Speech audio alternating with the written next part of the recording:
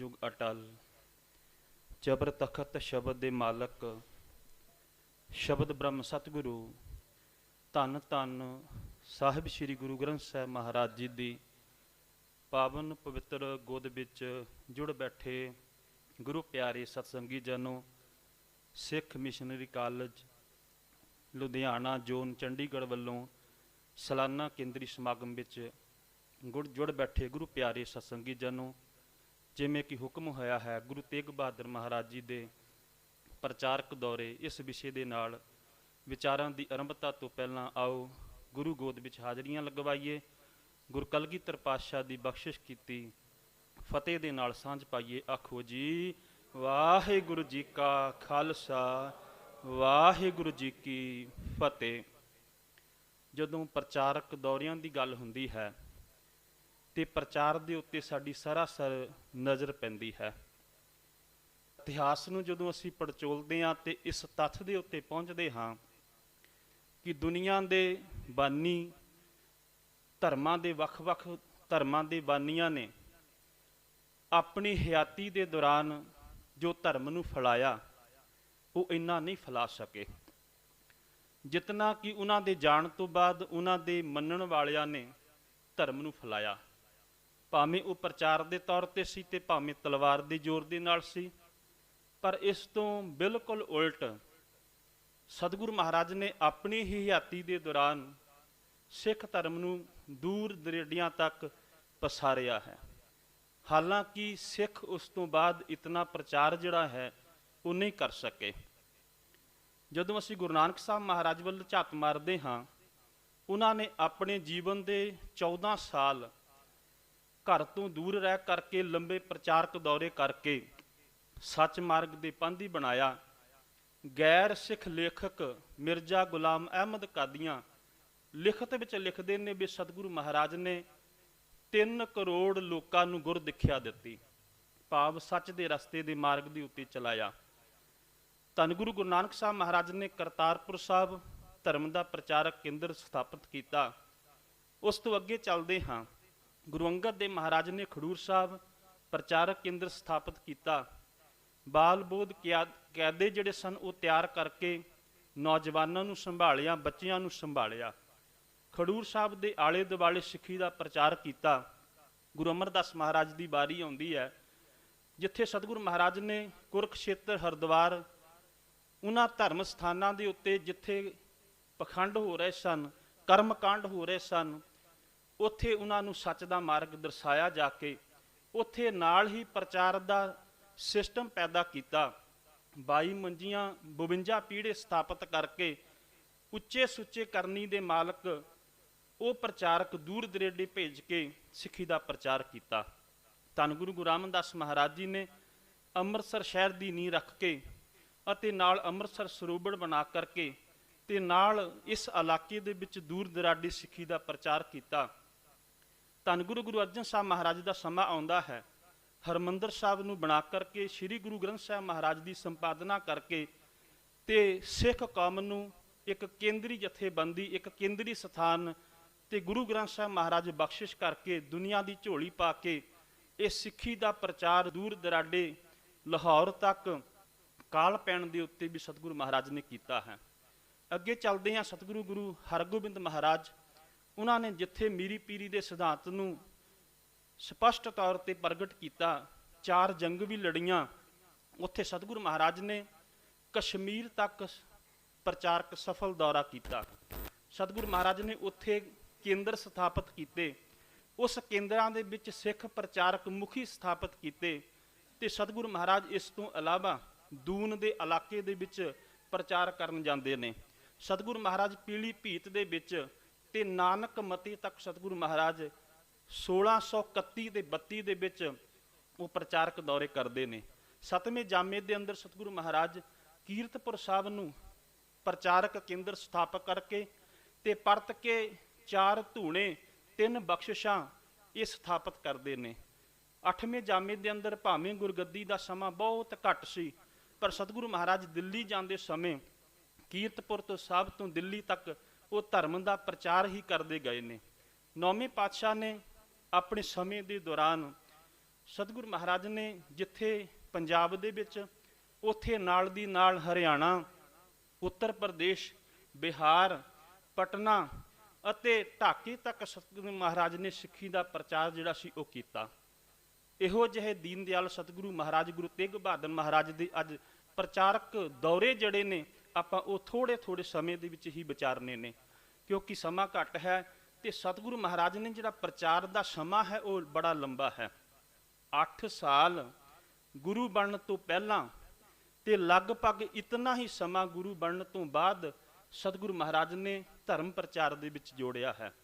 ਕਿਉਂਕਿ ਅਸੀਂ ਰਵਾਇਤ ਜਦੋਂ ਇਤਿਹਾਸ ਪੜ੍ਹਦੇ ਹਾਂ, ਅਸੀਂ ਕੇਵਲ ਭੋਰਿਆਂ ਤੱਕ ਸੀਮਤ ਰੱਖ ਜਾਂਦੇ ਹਾਂ। 20-21 ਸਾਲ ਜਿਹੜਾ ਹੈ ਉਹ ਕੇਵਲ ਤੇ ਕੇਵਲ ਬਕਾਲੇ ਦੇ ਵਿੱਚ ਗੁਜ਼ਰਿਆ ਹੋਇਆ ਅਸੀਂ ਅੱਗੇ ਪ੍ਰਗਟ ਕਰ ਦਿੰਦੇ ਹਾਂ। ਪਰ ਖਿਆਲ ਕਰਨਾ, ਜਦੋਂ ਭੱਟ ਬਈਆਂ ਨੂੰ ਪੜ੍ਹਦੇ ਹਾਂ, ਪੰਡ ਬਈਆਂ ਨੂੰ ਪੜ੍ਹਦੇ ਹਾਂ, ਬੰਸਾਵਲੀ ਬਾਣੀ ਨੂੰ ਪੜ੍ਹਦੇ ਹਾਂ, ਗੁਰੂ ਕੀ ਸਾਖੀਆਂ ਨੂੰ ਪੜ੍ਹਦੇ ਹਾਂ, ਉਹਦੇ ਵਿੱਚ ਬਕਾਇਦਾ ਧੰਨ ਗੁਰੂ ਤੇਗ ਬਹਾਦਰ ਮਹਾਰਾਜ ਜੀ ਦਾ ਜਿਹੜਾ 8 ਸਾਲ ਦਾ ਸਮਾਂ ਹੈ, 1656 ਤੋਂ ਲੈ ਕੇ 1664 ਤੱਕ, ਇਹ ਗੁਰੂ ਬਣਨ ਤੋਂ ਪਹਿਲਾਂ ਇੱਕ ਸਿੱਖ ਦੇ ਰੂਪ ਦੇ ਵਿੱਚ ਸਤਿਗੁਰੂ ਮਹਾਰਾਜ ਧਰਮ ਦਾ ਪ੍ਰਚਾਰ ਕਰਨ ਵਾਸਤੇ ਪਟਨੇ ਸਾਹਿਬ ਦੀ ਧਰਤੀ ਤੱਕ ਜਾਂਦੇ ਨੇ। ਕਿਉਂਕਿ ਧੰਨ ਗੁਰੂ ਹਰਗੋਬਿੰਦ ਮਹਾਰਾਜ ਜੋਤੀ ਜੋਤ ਸਮਾਉਂਦੇ ਨੇ 1644 ਦੇ ਵਿੱਚ, 3 ਮਾਰਚ 1644 ਦੇ ਵਿੱਚ। ਉਹਨਾਂ ਨੇ ਆਪਣੇ ਕਿਸੇ ਪੁੱਤਰ ਨੂੰ ਗੁਰਤਾ ਗੱਦੀ ਨਹੀਂ ਦਿੱਤੀ, ਸਗੋਂ ਆਪਣੇ ਪੋਤਰੇ ਧੰਨ ਗੁਰੂ ਹਰਿਰਾਏ ਸਾਹਿਬ ਜੀ ਨੂੰ ਗੁਰਤਾ ਗੱਦੀ ਬਖਸ਼ਿਸ਼ ਕੀਤੀ ਹੈ। ਉਸ ਵਕਤ ਮਾਤਾ ਨਾਨਕੀ ਜੀ ਨੇ ਪੁੱਛਿਆ ਸੀ ਵੀ ਮੇਰੇ ਪੁੱਤਰ ਨੂੰ ਕੀ ਹੁਕਮ ਹੈ। ਧੰਨ ਗੁਰੂ ਹਰਗੋਬਿੰਦ ਮਹਾਰਾਜ ਨੇ ਬਕਾਲੇ ਪਿੰਡ, ਜਿਹੜਾ ਕਿ ਉਹਨਾਂ ਦਾ ਨਾਨਕਾ ਪਿੰਡ ਹੈ, ਉੱਥੇ ਜਾਣ ਵਾਸਤੇ ਆਖ ਦਿੱਤਾ। ਸਤਿਗੁਰੂ ਮਹਾਰਾਜ ਗੁਰੂ ਬਣਨ ਤੋਂ ਪਹਿਲਾਂ ਉੱਥੇ ਸਮਾਂ ਗੁਜ਼ਾਰਦੇ ਨੇ। ਉਹਨਾਂ ਦੇ ਨਾਲ ਮਾਤਾ ਗੁਜਰੀ ਜੀ, ਉਹਨਾਂ ਦੇ ਧਰਮ ਸਪਤਨੀ, ਉਹਨਾਂ ਦੇ ਮਾਤਾ ਨਾਨਕੀ ਜੀ ਆਪਣੇ ਨਾਨਕੇ ਪਿੰਡ ਦੇ ਵਿੱਚ ਉਹ ਸਮਾਂ 12 ਸਾਲ ਦਾ ਜਿਹੜਾ ਹੈ ਉਹ ਗੁਜ਼ਾਰਦੇ ਨੇ। ਪਰ ਖਿਆਲ ਕਰਨਾ, ਇਸ ਸਮੇਂ ਦੇ ਦੌਰਾਨ ਵੀ ਇਤਿਹਾਸ ਦੇ ਵਿੱਚ ਜ਼ਿਕਰ ਆਉਂਦਾ ਹੈ ਵੀ ਸਤਿਗੁਰੂ ਮਹਾਰਾਜ ਗੁਰਬਾਣੀ ਦਾ ਡੂੰਘਾ ਅਧਿਐਨ ਕਰ ਰਹੇ ਨੇ। ਸਤਿਗੁਰੂ ਮਹਾਰਾਜ ਭਜਨ ਬੰਦਗੀ ਦੇ ਨਾਲ ਸ਼ਸਤਰ ਵਿਦਿਆ ਤੇ ਘੋੜ ਸਵਾਰੀ ਉਹਦਾ ਵੀ ਜਿਹੜਾ ਅਭਿਆਸ ਕਰਦੇ ਨੇ। ਆਉਣ ਵਾਲੇ ਸਮੇਂ ਦੀ ਮਨ ਨੂੰ ਇੱਕ ਤਿਆਰੀ ਹੈ, ਜੇ ਕੋਈ ਮਿਲਣ ਵਾਸਤੇ ਆਉਂਦਾ ਹੈ ਤੇ ਉਸ ਸਮੇਂ ਉਹਨਾਂ ਨੂੰ ਗੁਰਮਤਿ ਦੇ ਸਿਧਾਂਤਾਂ ਦੀ ਵਿਆਖਿਆ ਕਰਕੇ ਉਹਨਾਂ ਨੂੰ ਸਿੱਖੀ ਦੇ ਪ੍ਰਸਾਰ ਦੇ ਵਿੱਚ ਲਾਉਂਦੇ ਨੇ। ਧੰਨ ਗੁਰੂ ਤੇਗ ਬਹਾਦਰ ਮਹਾਰਾਜ ਜੀ ਦਾ ਇਹ 12 ਸਾਲ ਦਾ ਸਮਾਂ ਇੰਜ ਗੁਜ਼ਰਦਾ ਹੈ। ਇਸ ਸਮੇਂ ਦੇ ਦੌਰਾਨ ਵੀ ਚੇਤੇ ਰੱਖਿਓ ਵੀ ਸਤਿਗੁਰੂ ਮਹਾਰਾਜ ਨੇ ਗੁਰੂ ਘਰ ਦੇ ਨਾਲੋਂ ਨਾਤਾ ਨਹੀਂ ਸੀ ਤੋੜਿਆ। ਜਿਵੇਂ ਪਹਿਲਾਂ ਕਿਸੇ ਪੁੱਤਰ ਨੂੰ ਗੁਰਤਾ ਗੱਦੀ ਨਹੀਂ ਸੀ ਮਿਲਦੀ, ਉਹ ਜਾਂ ਤਾਂ ਗੁਰੂ ਘਰ ਦੇ ਵਿਰੋਧ ਹੋ ਜਾਂਦਾ ਸੀ ਜਾਂ ਫਿਰ ਕਿਨਾਰਾ ਕਰ ਜਾਂਦਾ ਸੀ। ਪਰ ਧੰਨ ਗੁਰੂ ਤੇਗ ਬਹਾਦਰ ਮਹਾਰਾਜ ਨੇ ਨਾ ਕਿਨਾਰਾ ਕੀਤਾ ਨਾ ਵਿਰੋਧ ਕੀਤੀ, ਸਗੋਂ ਸਤਿਗੁਰੂ ਮਹਾਰਾਜ ਦੇ ਸਾਲਾ ਕਿਰਪਾਲ ਚੰਦ ਜੀ, ਮਾਤਾ ਗੁਜਰੀ ਜੀ ਦੇ ਭਰਾ, ਉਹ ਧੰਨ ਗੁਰੂ ਹਰਿਰਾਏ ਸਾਹਿਬ ਜੀ ਦੇ ਕੋਲ ਜਿਹੜੇ 2200 ਘੋੜ ਸਵਾਰਾਂ ਦੀ ਇੱਕ ਫੌਜ ਸੀ, ਉਹਦੇ ਵਿੱਚ ਸ਼ਾਮਲ ਸਨ। ਤੇ ਅਕਸਰ ਉਹ ਕਰਤਾਰਪੁਰ ਦੀ ਧਰਤੀ ਤੋਂ ਹੁੰਦਿਆਂ ਹੋਇਆਂ ਤੇ ਬਕਾਲੇ ਦੀ ਧਰਤੀ ਦੇ ਉੱਤੇ ਆਪਣੀ ਭੈਣ ਮਾਤਾ ਗੁਜਰੀ ਜੀ ਤੇ ਧੰਨ ਗੁਰੂ ਤੇਗ ਬਹਾਦਰ ਮਹਾਰਾਜ ਨੂੰ ਮਿਲਣ ਵਾਸਤੇ ਆਉਂਦੇ ਸਨ। ਤੇ ਧੰਨ ਗੁਰੂ ਤੇਗ ਬਹਾਦਰ ਮਹਾਰਾਜ ਤੇ ਮਾਤਾ ਗੁਜਰੀ ਜੀ ਵੀ ਕੀਰਤਪੁਰ ਸਾਹਿਬ ਦੀ ਧਰਤੀ ਦੇ ਜਾ ਕਰਕੇ ਦੀਵਾਨਾਂ ਦੇ ਵਿੱਚ ਹਾਜ਼ਰੀਆਂ ਭਰਿਆ ਕਰਦੇ ਸਨ। ਇਹ ਸਮਾਂ ਇਸ ਤਰ੍ਹਾਂ ਦਾ ਲੰਘਦਾ ਹੋਇਆ ਤੇ 1656 ਦੇ ਵਿੱਚ ਧੰਨ ਗੁਰੂ ਹਰਿਰਾਏ ਸਾਹਿਬ ਮਹਾਰਾਜ ਜੀ ਨੇ ਗੁਰੂ ਤੇਗ ਬਹਾਦਰ ਮਹਾਰਾਜ ਜੀ ਦੀ ਡਿਊਟੀ ਲਗਾਈ ਵੀ ਤੁਸੀਂ ਹਰਿਆਣਾ, ਮਾਲਵਾ ਤੇ ਨਾਲ ਉੱਤਰ ਪ੍ਰਦੇਸ਼ ਪਟਨੇ ਵਿੱਚ ਤੁਸੀਂ ਜਾ ਕੇ ਧਰਮ ਦਾ ਜਿਹੜਾ ਹੈ ਉਹ ਪ੍ਰਚਾਰ ਕਰੋ। ਇਤਿਹਾਸ ਇਹ ਗੱਲ ਗਵਾਹੀ ਭਰਦਾ ਵੀ ਸਤਿਗੁਰੂ ਮਹਾਰਾਜ ਨੇ ਉਸ ਵਕਤ ਇੱਕ ਪ੍ਰਚਾਰ ਬਹੀਰ ਜਿਹੜਾ ਸੀ ਉਹ ਬਣਾਇਆ। ਉਸ ਪ੍ਰਚਾਰ ਬਹੀਰ ਦੇ ਅੰਦਰ ਧੰਨ ਗੁਰੂ ਤੇਗ ਬਹਾਦਰ ਮਹਾਰਾਜ ਆਪ, ਉਹਨਾਂ ਦੇ ਨਾਲ ਉਹਨਾਂ ਦੇ ਮਾਤਾ ਜੀ, ਮਾਤਾ ਨਾਨਕੀ ਜੀ, ਧਰਮ ਸੁਪਤਨੀ ਮਾਤਾ ਗੁਜਰੀ ਜੀ, ਉਹਨਾਂ ਦੇ ਨਾਲ ਉਹਨਾਂ ਦੇ ਪਣਵਈਏ ਸਾਧੂ ਰਾਮ ਜੀ, ਉਹਨਾਂ ਦੇ ਸਾਲੇ ਭਾਈ ਕਿਰਪਾਲ ਚੰਦ ਜੀ ਤੋਂ ਇਲਾਵਾ ਦਿਆਲਦਾਸ ਜੀ, ਗੋਵਾਲਦਾਸ ਜੀ, ਚੌਪਤ ਰਾਏ ਜੀ, ਭਾਈ ਦੁਰਗਾ ਜੀ, ਭਾਈ ਅਲਮਸਤ ਜੀ, ਭਾਈ ਬਾਲੂ ਹਸਨਾ ਜੀ, ਭਾਈ ਸਤੀ ਦਾਸ ਜੀ, ਇਹ ਮੁਖੀ ਸਿੱਖ ਜਿਹੜੇ ਸਨ, ਇਹ ਸਤਿਗੁਰੂ ਮਹਾਰਾਜ ਦੇ ਉਸ ਪ੍ਰਚਾਰਕ ਬਹੀਰ ਦੇ ਵਿੱਚ ਸ਼ਾਮਲ ਹੁੰਦੇ ਨੇ। ਤੇ ਸਤਿਗੁਰੂ ਮਹਾਰਾਜ 9 ਜੂਨ 1656 ਨੂੰ ਇਹ ਪ੍ਰਚਾਰਕ ਦੌਰਾ ਜਿਹੜਾ ਹੈ ਉਹ ਆਰੰਭ ਕਰਦੇ ਨੇ। ਸਤਿਗੁਰੂ ਮਹਾਰਾਜ, ਕਿਉਂਕਿ ਜੂਨ ਮਹੀਨੇ ਤੋਂ ਬਾਅਦ ਬਰਸਾਤਾਂ ਹੁੰਦੀਆਂ ਨੇ ਅਕਸਰ, ਤੇ ਇਹ ਬਰਸਾਤ ਦੇ ਦਿਨਾਂ ਦੇ ਵਿੱਚ ਬਨੂੜ ਤੇ ਰੋਪੜ ਇਸ ਇਲਾਕੇ ਦੇ ਵਿੱਚ ਸਤਿਗੁਰੂ ਮਹਾਰਾਜ ਪ੍ਰਚਾਰ ਕਰਦੇ ਨੇ। ਅੱਗੇ ਸਰਦੀਆਂ ਦਾ ਮੌਸਮ ਆਉਂਦਾ ਤੇ ਇਹ ਸਾਰੀ ਬਹੀਰ ਪ੍ਰਚਾਰਕ ਇਹ ਕੁਰਕਸ਼ੇਤਰ ਦੀ ਧਰਤੀ ਦੇ ਉੱਤੇ ਉਸ ਇਲਾਕੇ ਦੇ ਪਿੰਡਾਂ ਦੇ ਵਿੱਚ ਪ੍ਰਚਾਰ ਕਰਦੇ ਨੇ। ਇੱਥੋਂ ਸਤਿਗੁਰੂ ਮਹਾਰਾਜ ਫਿਰ ਹਰਿਦੁਆਰ ਜਾਂਦੇ ਨੇ। ਹਰਿਦੁਆਰ ਜਾ ਕਰਕੇ ਉੱਥੋਂ ਦੇ ਲੋਕਾਂ ਨੂੰ ਸੱਚ ਦਾ ਮਾਰਗ ਦਰਸਾਉਂਦੇ ਨੇ। ਇਤਿਹਾਸ ਵਿੱਚ ਇਹ ਵੀ ਜ਼ਿਕਰ ਆਉਂਦਾ ਕਿ ਭਾਈ ਦਿਆਲਦਾਸ ਜੀ ਉਹਨਾਂ ਦੀ ਇੱਕ ਵੱਖਰੀ ਟੋਲੀ ਪ੍ਰਚਾਰਕ ਬਣਾ ਕੇ ਤੇ ਧੰਨ ਗੁਰੂ ਤੇਗ ਬਹਾਦਰ ਮਹਾਰਾਜ ਇੱਕ ਵੱਖਰੀ ਟੋਲੀ, ਤਾਂ ਜੋ ਬਹੁਤੇ ਇਲਾਕਿਆਂ ਨੂੰ, ਬਹੁਤੇ ਪਿੰਡਾਂ ਨੂੰ ਕਵਰ ਕਰਕੇ ਧਰਮ ਦਾ ਪ੍ਰਚਾਰ ਜਿਹੜਾ ਹੈ ਉਹ ਕੀਤਾ ਜਾ ਸਕਦੇ। ਇਸ ਤਰ੍ਹਾਂ ਸਤਿਗੁਰੂ ਮਹਾਰਾਜ ਪ੍ਰਚਾਰ ਕਰਦਿਆਂ ਕਰਦਿਆਂ ਸਤਿਗੁਰੂ ਮਹਾਰਾਜ ਜਿਹੜੇ ਨੇ ਉਹ ਸੈਫਾਬਾਦ, ਤੇ ਸੈਫਾਬਾਦ ਤੋਂ ਅੱਗੇ ਸਤਿਗੁਰੂ ਮਹਾਰਾਜ ਚੱਲਦਿਆਂ ਹੋਇਆਂ ਧਮਧਾਨ, ਤੇ ਧਮਧਾਨ ਤੋਂ ਅੱਗੇ ਸਤਿਗੁਰੂ ਮਹਾਰਾਜ ਜਾਂਦਿਆਂ ਹੋਇਆਂ ਬਹੁਤੇ ਸਾਰੇ ਇਲਾਕੇ ਕਵਰ ਕਰਦਿਆਂ ਹੋਇਆਂ ਇਲਾਹਾ, ਪ੍ਰਯਾਗ, ਮਥੁਰਾ ਆਦਿਕ ਤੋਂ ਹੁੰਦਿਆਂ ਹੋਇਆਂ ਸਤਿਗੁਰੂ ਮਹਾਰਾਜ ਬਨਾਰਸ ਦੀ ਧਰਤੀ ਦੇ ਉੱਤੇ ਪਹੁੰਚਦੇ ਨੇ। ਬਨਾਰਸ ਦੀ ਧਰਤੀ ਦੇ ਉੱਤੇ ਕੁਝ ਸਮਾਂ ਅਟਕ ਕੇ ਇਸ ਇਲਾਕੇ ਦੇ ਵਿੱਚ ਸਤਿਗੁਰੂ ਮਹਾਰਾਜ ਪ੍ਰਚਾਰ ਕਰਦੇ ਨੇ। ਬਨਾਰਸ ਤੋਂ 70 ਕਿਲੋਮੀਟਰ ਸੰਸਰਾਮ ਕਸਬਾ ਹੈ। ਇੱਥੇ ਉਸ ਵਕਤ ਚਾਚਾ ਫੱਗੂ, ਔਰ ਇਹ ਵੀ ਯਾਦ ਰੱਖਿਓ ਵੀ ਇਸ ਸਥਾਨ ਦੇ ਉੱਤੇ ਸਤਿਗੁਰੂ ਮਹਾਰਾਜ 2 ਵਾਰ ਗਏ ਨੇ। ਇੱਥੇ ਦਾ ਮੁਖੀਆ ਪ੍ਰਚਾਰਕ ਔਰ ਸਿੱਖੀ ਦੇ ਵਿੱਚ ਬੜੀ ਦ੍ਰਿੜਤਾ ਦੇ ਨਾਲ ਪ੍ਰਚਾਰ ਕਰਨ ਵਾਲਾ ਭਾਈ ਫੱਗੂ ਜੀ ਰਹਿੰਦੇ ਸਨ, ਜਿਨ੍ਹਾਂ ਨੂੰ ਚਾਚਾ ਫੱਗੂ ਜੀ ਕਿਹਾ ਕਰਦੇ ਸਨ। ਇੱਥੇ ਸਤਿਗੁਰੂ ਮਹਾਰਾਜ ਉਹਨਾਂ ਦੇ ਕੋਲ ਗਏ ਨੇ। ਇੱਥੋਂ ਸੰਸਰਾਮ ਤੋਂ ਸਤਿਗੁਰੂ ਮਹਾਰਾਜ ਫਿਰ ਗਿਆ ਜਾਂਦੇ ਨੇ, ਤੇ ਗਿਆ ਤੋਂ ਜੈਤਾ ਸੇਠ ਪਟਨੇ ਸਾਹਿਬ ਦਾ ਮੁਖੀ ਸਿੱਖ ਹੈ। ਇਹ ਬੜੇ ਲੰਬੇ ਸਮੇਂ ਤੋਂ ਸਿੱਖੀ ਦਾ ਪ੍ਰਚਾਰ ਉਸ ਇਲਾਕੇ ਦੇ ਵਿੱਚ ਕਰਦਾ ਆ ਰਿਹਾ ਸੀ। ਇੱਥੇ ਸਤਿਗੁਰੂ ਮਹਾਰਾਜ ਨੂੰ ਮਿਲਿਆ ਤੇ ਸਤਿਗੁਰੂ ਮਹਾਰਾਜ ਨੂੰ ਉਹਨੇ ਬੇਨਤੀ ਕੀਤੀ, ਸਤਿਗੁਰੂ ਮਹਾਰਾਜ ਇਸ ਪਟਨੇ ਦੇ ਵਿੱਚ ਤੁਸੀਂ ਆਓ। ਉਹ ਸਤਿਗੁਰੂ ਮਹਾਰਾਜ ਨੂੰ ਪਟਨੇ ਸਾਹਿਬ ਦੀ ਧਰਤੀ ਦੇ ਉੱਤੇ ਲੈ ਕੇ ਜਾਂਦਾ ਹੈ। ਸਤਿਗੁਰੂ ਮਹਾਰਾਜ ਇੱਥੇ ਆਪਣੇ ਸਿੱਖਾਂ ਦੇ ਨਾਲ ਪ੍ਰਚਾਰ ਕਰ ਰਹੇ ਨੇ। ਪ੍ਰਚਾਰ ਕਰਦਿਆਂ ਕਰਦਿਆਂ ਇਹ ਸਮਾਂ ਜਿਹੜਾ ਸੀ ਇਹ 1662 ਦਾ ਆ ਜਾਂਦਾ ਹੈ। ਇਸ ਤੋਂ ਪਹਿਲਾਂ ਧੰਨ ਗੁਰੂ ਹਰਿਰਾਏ ਸਾਹਿਬ ਮਹਾਰਾਜ 6 ਅਕਤੂਬਰ 1661 ਨੂੰ ਜੋਤੀ ਜੋਤ ਸਮਾ ਜਾਂਦੇ ਨੇ। ਤੇ ਇਹ ਖਬਰ ਜਿਹੜੀ ਹੈ ਜੂਨ 1662 ਦੇ ਵਿੱਚ ਧੰਨ ਗੁਰੂ ਤੇਗ ਬਹਾਦਰ ਮਹਾਰਾਜ ਨੂੰ ਪਟਨੇ ਸਾਹਿਬ ਦੀ ਧਰਤੀ ਦੇ ਉੱਤੇ ਮਿਲਦੀ ਹੈ। ਕਿਉਂਕਿ ਉਸ ਵਕਤ ਅੱਜ ਦੀ ਤਰ੍ਹਾਂ ਸੰਚਾਰ ਦੇ ਸਾਧਨ ਨਹੀਂ ਸਨ। 8-9 ਮਹੀਨੇ ਪਛੜ ਕੇ ਇਹ ਖਬਰ ਮਿਲਣ ਦਾ ਇਹੀ ਕਾਰਨ ਸੀ। ਜਦੋਂ ਸਤਿਗੁਰੂ ਮਹਾਰਾਜ ਨੂੰ ਇਹ ਖਬਰ ਮਿਲਦੀ ਆ ਤੇ ਫਿਰ ਸਤਿਗੁਰੂ ਮਹਾਰਾਜ ਪਰਤ ਕੇ ਮੁੜ ਪਟਨੇ ਵਾਲੇ ਪਾਸੇ ਨੂੰ ਆਪਣਾ ਪ੍ਰਚਾਰ ਦੌਰਾ ਜਿਹੜਾ ਹੈ ਉਹ ਆਰੰਭ ਕਰਦੇ ਨੇ ਵਾਪਸੀ ਦਾ। ਸਤਿਗੁਰੂ ਮਹਾਰਾਜ ਪ੍ਰਯਾਗ ਪਹੁੰਚਦੇ ਨੇ 1663 ਦੇ ਆਰੰਭ ਦੇ ਵਿੱਚ। 3 ਜਨਵਰੀ 1663 ਨੂੰ ਪ੍ਰਯਾਗ ਪਹੁੰਚਦੇ ਨੇ ਤੇ ਇੱਥੋਂ ਸਤਿਗੁਰੂ ਮਹਾਰਾਜ ਵਾਪਸ ਆਉਂਦਿਆਂ ਦਿੱਲੀ ਆਉਂਦੇ ਨੇ। ਬਾਕੀ ਇਸ ਸਮੇਂ ਦੇ ਦੌਰਾਨ ਵੱਖ-ਵੱਖ ਸਥਾਨਾਂ ਦੇ ਉੱਤੇ ਸਤਿਗੁਰੂ ਮਹਾਰਾਜ ਨੇ ਪ੍ਰਚਾਰ ਕੀਤਾ। ਇਤਿਹਾਸ ਦੇ ਵਿੱਚ ਜ਼ਿਕਰ ਆਉਂਦਾ, ਪਰ ਆਪਾਂ ਸਮੇਂ ਦੀ ਨਜਾਕਤ ਨੂੰ ਕੇਵਲ ਉੱਗੇ ਜਿਹੜੇ ਸਥਾਨ ਸਨ ਉਹਦਾ ਜ਼ਿਕਰ ਕਰਾਂਗਾ। ਸਤਿਗੁਰੂ ਮਹਾਰਾਜ ਇਸ ਸਥਾਨ ਤੋਂ ਦਿੱਲੀ ਆਉਂਦੇ ਨੇ। ਜਦੋਂ ਸਤਿਗੁਰੂ ਮਹਾਰਾਜ ਦਿੱਲੀ ਆਉਂਦੇ ਨੇ ਤੇ ਉਸ ਵਕਤ 1664 ਮਾਰਚ ਮਹੀਨਾ ਆ ਚੁੱਕਿਆ ਸੀ ਤੇ ਇਹ ਉਹ ਸਮਾਂ ਸੀ ਜਦੋਂ ਧੰਨ ਗੁਰੂ ਹਰਕ੍ਰਿਸ਼ਨ ਮਹਾਰਾਜ ਔਰੰਗਜ਼ੇਬ ਦੇ ਸੱਦੇ ਦੇ ਉੱਤੇ ਦਿੱਲੀ ਗਏ ਹੋਏ ਸਨ। ਜਦੋਂ ਸਤਿਗੁਰੂ ਮਹਾਰਾਜ ਭਾਈ ਕਲਿਆਣੇ ਦੀ ਧਰਮਸ਼ਾਲਾ ਦੇ ਵਿੱਚ ਜਾਂਦੇ ਨੇ, ਉੱਥੇ ਮੁਖੀ ਸਿੱਖਾਂ ਦੇ ਨਾਲ ਮੁਲਾਕਾਤ ਕਰਦੇ ਨੇ। ਸਤਿਗੁਰੂ ਮਹਾਰਾਜ ਨੂੰ ਪਤਾ ਲੱਗਦਾ ਵੀ 8ਵੇਂ ਗੁਰਦੇਵ ਧੰਨ ਗੁਰੂ ਹਰਕ੍ਰਿਸ਼ਨ ਮਹਾਰਾਜ ਦਿੱਲੀ ਆਏ ਹੋਏ ਨੇ।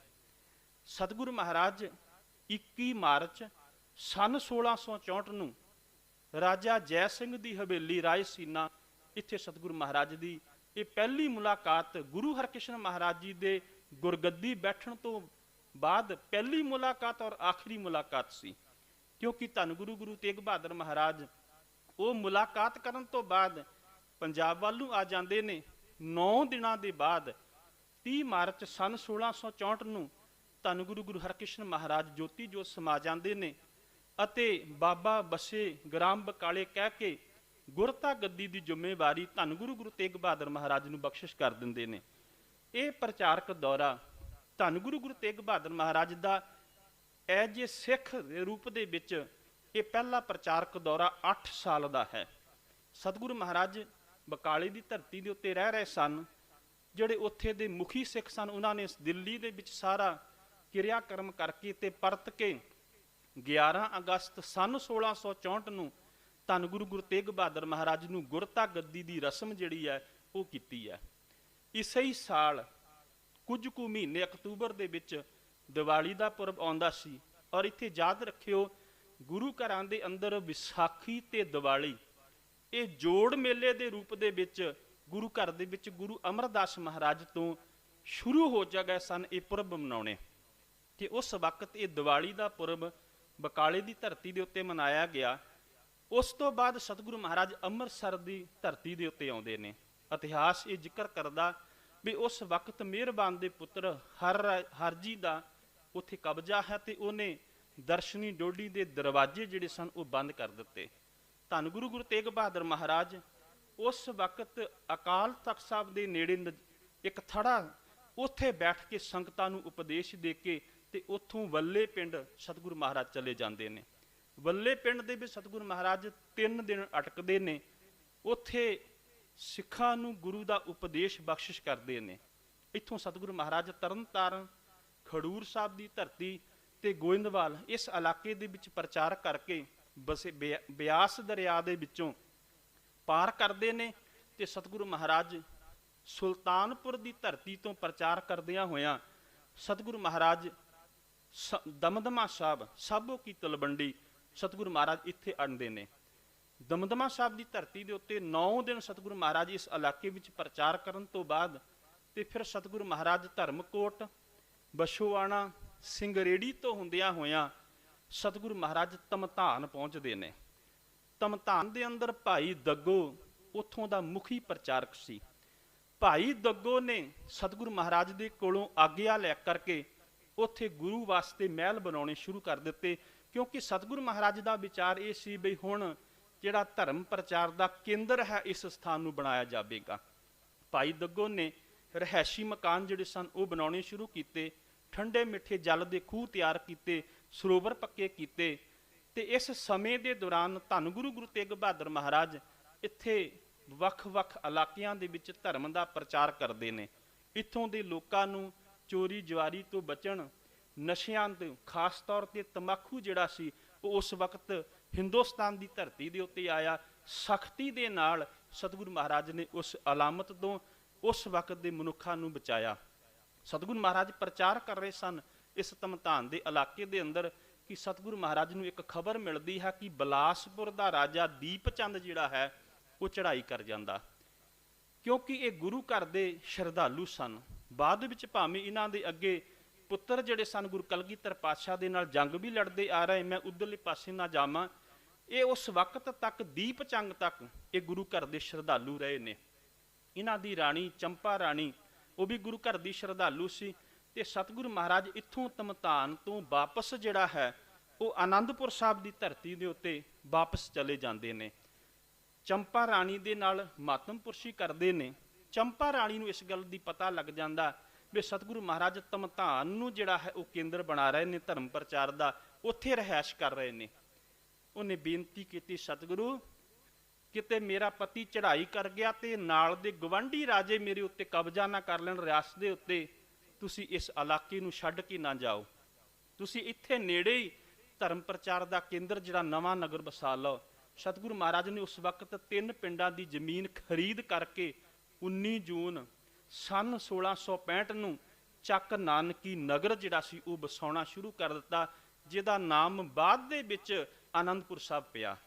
ਸਤਿਗੁਰੂ ਮਹਾਰਾਜ ਨੇ ਉਹ ਨਗਰ ਵਸਾਉਣ ਦੀ ਇਹ ਕਿਰਿਆ ਸ਼ੁਰੂ ਕਰਕੇ ਤੇ ਪਰਤ ਕੇ ਇਹ ਕਰਮ ਚੱਲ ਰਿਹਾ ਸਨ ਕਿ ਉਸ ਵਕਤ ਪਟਨੇ ਦੇ ਮੁਖੀ ਸਿੱਖ ਤੇ ਢਾਕੇ ਦੇ ਮੁਖੀ ਸਿੱਖ ਦਵਾਰੀ ਦਾਸ ਜੀ ਤੇ ਚੈਨ ਸੁਖ ਜੀ ਇਹ ਪਟਨੇ ਦੇ ਸਿੱਖ ਮੁਖੀ ਸਨ ਤੇ ਢਾਕੇ ਦੇ ਬਲਾਕੀ ਦਾਸ ਜੀ ਤੇ ਹੁਲਾਸ ਚੰਦ ਜੀ ਇਹ ਵੀ ਮੁਖੀ सिख सन, इन्हां ने सतगुरु महाराज नूं आके बेनती की, सतगुरु महाराज उस इलाके दे विच कोई सिख अपना नवा मकान बना के तुहाडी उड़ीक करदा पिया है, सतगुरु चरण पाउण फिर मैं पावांगा, इस घर दे विच रहांगा।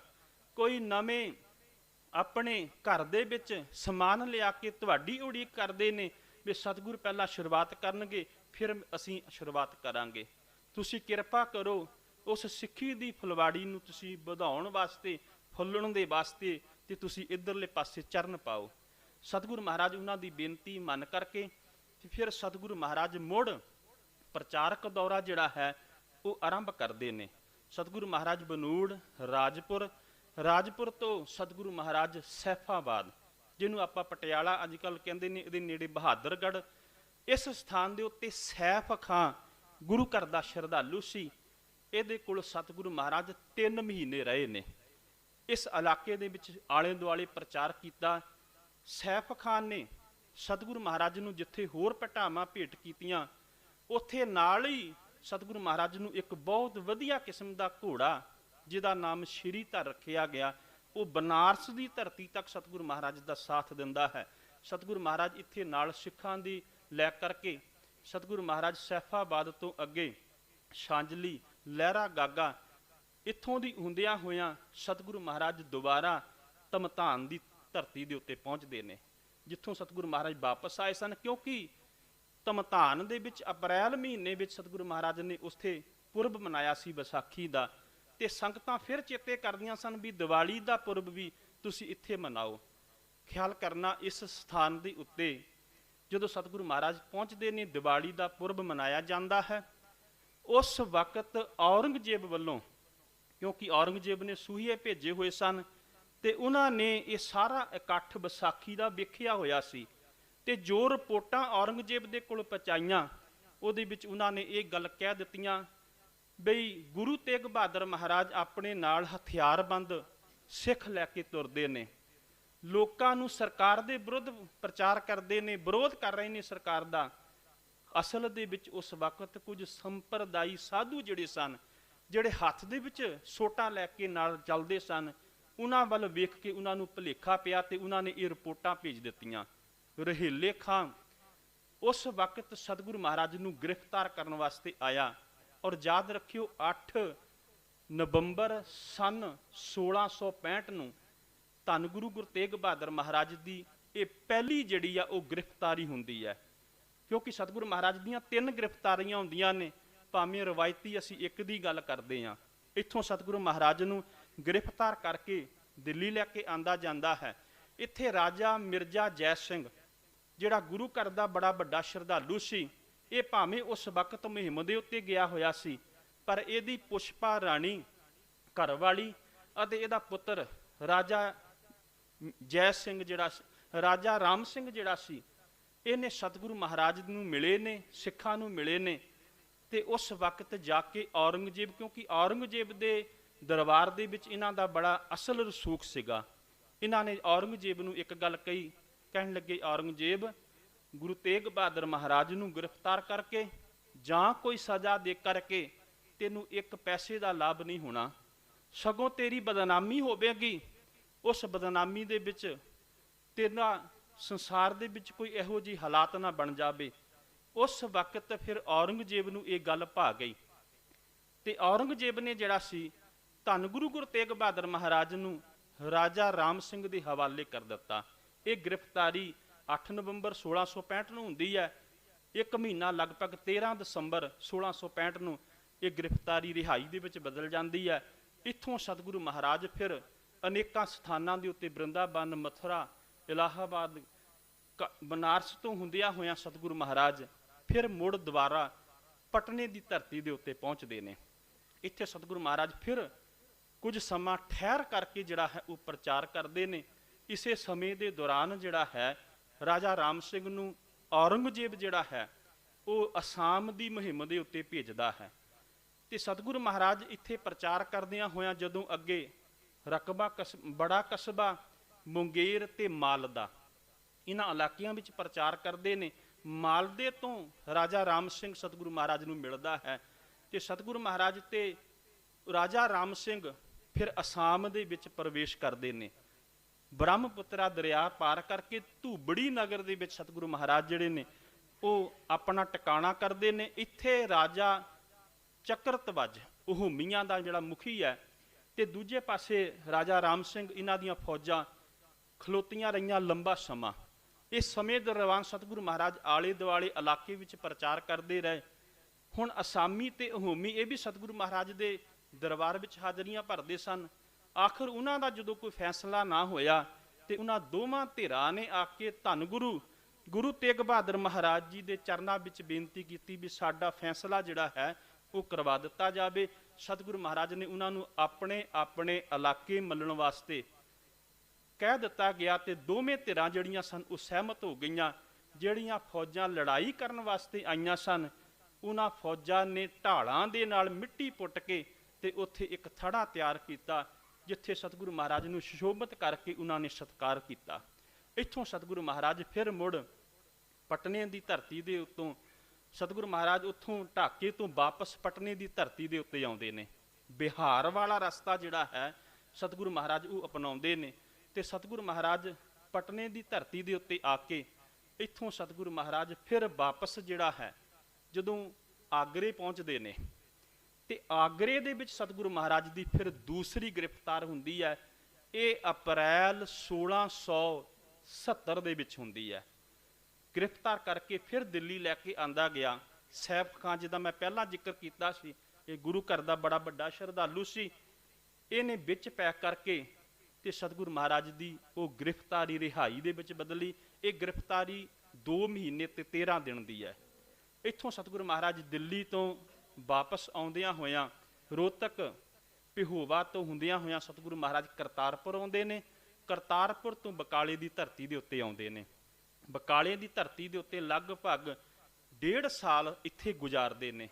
1672 ਦੇ ਵਿੱਚ ਸਤਿਗੁਰੂ ਮਹਾਰਾਜ ਜਿਹੜੇ ਨੇ ਉਹ ਅਨੰਦਪੁਰ ਸਾਹਿਬ ਦੀ ਧਰਤੀ ਦੇ ਉੱਤੇ ਜਾਂਦੇ ਨੇ ਤੇ 73 ਤੱਕ, ਮਈ 1673 ਤੱਕ ਅਨੰਦਪੁਰ ਸਾਹਿਬ ਦੀ ਧਰਤੀ ਦੇ ਉੱਤੇ ਟਿਕਦੇ ਨੇ। ਇੱਥੇ ਪ੍ਰਚਾਰ ਕਰਦੇ ਨੇ, ਨਗਰ ਨੂੰ ਵਸਾਉਂਦੇ ਨੇ ਤੇ ਪਰਤ ਕੇ ਸਤਿਗੁਰੂ ਮਹਾਰਾਜ ਅਖੀਰਲਾ ਆਪਣਾ ਪ੍ਰਚਾਰਕ ਦੌਰਾ ਜਿਹੜਾ ਹੈ ਉਹ ਮੁੜ ਫਿਰ ਇੱਧਰਲੇ ਮਾਲਵੇ ਦੇ ਇਲਾਕੇ ਵੱਲੋਂ, ਬਾਂਗਰ ਦਾ ਇਲਾਕਾ ਤੇ ਮਾਲਵੇ ਦਾ ਇਲਾਕਾ, ਰੋਹਤਕ, ਹਿਸਾਰ, ਕਰਨਾਲ, ਇਹ ਸਾਰਾ ਬਾਂਗਰ ਦਾ ਇਲਾਕਾ ਸੀ। ਇਸ ਇਲਾਕੇ ਦੇ ਵਿੱਚ 1.5 ਸਾਲ ਸਤਿਗੁਰੂ ਮਹਾਰਾਜ ਫਿਰ ਪ੍ਰਚਾਰਕ ਦੌਰਾ ਕਰਦੇ ਨੇ ਤੇ ਪਰਤ ਕੇ ਫਿਰ ਇੱਥੋਂ ਸਤਿਗੁਰੂ ਮਹਾਰਾਜ 1674 ਦਸੰਬਰ ਦੇ ਵਿੱਚ ਸਤਿਗੁਰੂ ਮਹਾਰਾਜ ਅਨੰਦਪੁਰ ਸਾਹਿਬ ਦੀ ਧਰਤੀ ਦੇ ਉੱਤੇ ਆ ਜਾਂਦੇ ਨੇ। ਇੱਥੇ ਹੀ ਰਹਿੰਦਿਆਂ ਹੋਇਆਂ ਅਗਲੇ ਸਾਲ 1675 ਦੇ ਵਿੱਚ ਕਸ਼ਮੀਰੀ ਪੰਡਤ ਫਰਿਆਦੀ ਹੁੰਦੇ ਨੇ।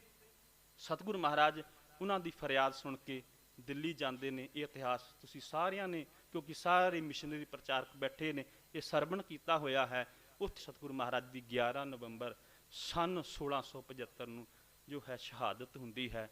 ਸਤਿਗੁਰੂ ਮਹਾਰਾਜ ਨੇ ਗੁਰੂ ਨਾਨਕ ਸਾਹਿਬ ਮਹਾਰਾਜ ਤੋਂ ਬਾਅਦ, ਕਿਉਂਕਿ ਗੁਰੂ ਨਾਨਕ ਸਾਹਿਬ ਮਹਾਰਾਜ ਨੇ ਵੀ ਲੰਬਾ ਸਫ਼ਰ ਪੈਦਲ ਤੈਅ ਕਰਕੇ ਤੇ ਧਰਮ ਦਾ ਪ੍ਰਚਾਰ ਕੀਤਾ। ਉਸ ਤੋਂ ਬਾਅਦ ਗੁਰੂ ਤੇਗ ਬਹਾਦਰ ਮਹਾਰਾਜ ਨੇ ਵੀ ਇਹ ਲੰਬਾ ਸਮਾਂ ਪ੍ਰਚਾਰਕ ਦੌਰੇ ਕਰਕੇ ਗੁਰੂ ਕੇ ਸਿੱਖਾਂ ਨੂੰ ਧਰਮ ਦੇ ਨਾਲ ਜੋੜਿਆ, ਮਨੁੱਖਤਾ ਨੂੰ ਸੱਚ ਦਾ ਪਾਂਧੀ ਬਣਾਇਆ। ਸਤਿਗੁਰੂ ਮਹਾਰਾਜ ਦੇ ਇਸ ਪਾਵਨ ਇਤਿਹਾਸ, ਇਸ ਪ੍ਰਚਾਰਕ ਦੌਰਿਆਂ ਤੋਂ ਖਾਸ ਤੌਰ ਤੇ ਪ੍ਰਚਾਰਕ ਵੀਰਾਂ ਨੂੰ ਇਹ ਸੇਧ ਲੈ ਕਰਕੇ ਅੱਜ ਆਪਣੇ ਜੀਵਨ ਦਾ ਮਕਸਦ ਜਿਹੜਾ ਹੈ ਉਹ ਧਰਮ ਪ੍ਰਚਾਰ ਬਣਾਉਣਾ ਚਾਹੀਦਾ ਹੈ। ਜਦੋਂ ਅਸੀਂ ਇਹ ਧਰਮ ਪ੍ਰਚਾਰ ਵਿੱਚ ਜੁਟ ਜਾਵਾਂਗੇ ਫਿਰ ਸਾਡਾ ਜੀਵਨ ਸੁਹੇਲਾ ਹੋ ਜਾਏਗਾ।